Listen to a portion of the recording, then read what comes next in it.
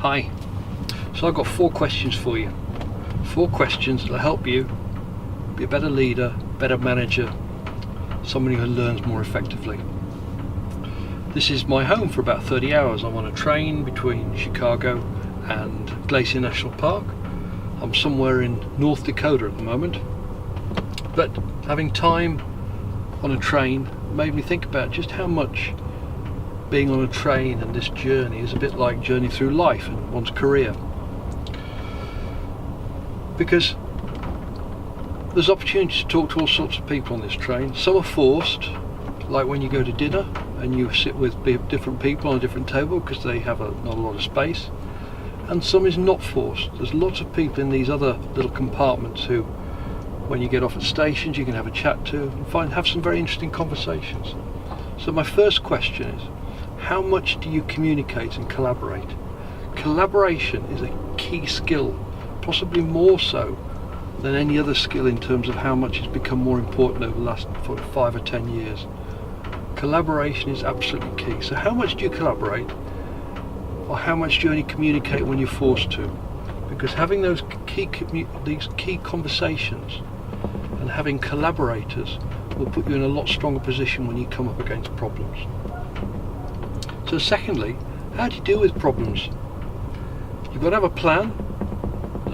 Most people accept that. But when that plan doesn't go right, what do you do about that? A couple of hours ago we were stopped in Minot, North Dakota, and we had an hour's delay because there was no crew. So we're not going to make that time up. So what is the impact of that for my journey at the end? What do I need to change, and how effectively do I deal with that? Because the more effectively we can deal with changes, probably the more effective we'll be as a manager and leader, because so much changes these days. And it's not so much about the quality of your plans, it's about how effectively you can change to the changes that come in. And thirdly, what do you take from every experience? We've been going through lots of American towns, and perhaps some people would say they all look the same.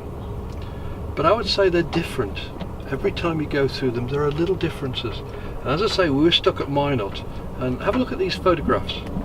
All little things that I wouldn't have seen somewhere else. And I think it's absolutely key that whatever experience you go through, whatever experience you have at work, be it good or be it not so good, you can get something from it. If you spend that time exploring it, you can learn from it. Every experience is different, just as every place we go past on this journey is different. And I may never go to some of these places ever again. But if I take something from them on this occasion, then I'll be the better for it. And that's exactly the same in terms of experience in your life.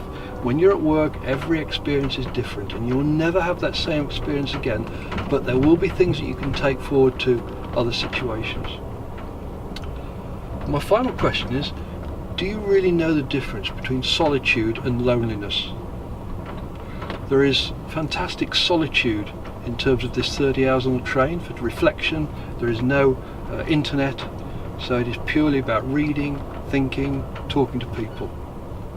And solitude is really important for us as learners, as leaders, as managers. We need to have that time to be able to reflect, to be able to think, to take ourselves out of the here and now. But also in times of pressure, sometimes it can feel like loneliness. And we need to be able to recognise the difference between loneliness and solitude. Solitude can be very positive, loneliness can be very unhelpful. So, whenever you, or if ever you find yourself in that position of loneliness, how do you recognise it? And what do you do about it? So my 4 key questions on this train journey for you is, firstly, how do you collaborate? Secondly, what do you do when your plan doesn't go according to plan, and how are you able to be responsive to those changes? Thirdly, how do you reflect, and what do you take from every experience that you have so that you're a better leader, better manager, better learner? And finally, and perhaps most importantly, how do you recognise the difference between solitude and loneliness? And what do you do if you get into that situation of loneliness to make it a more effective situation?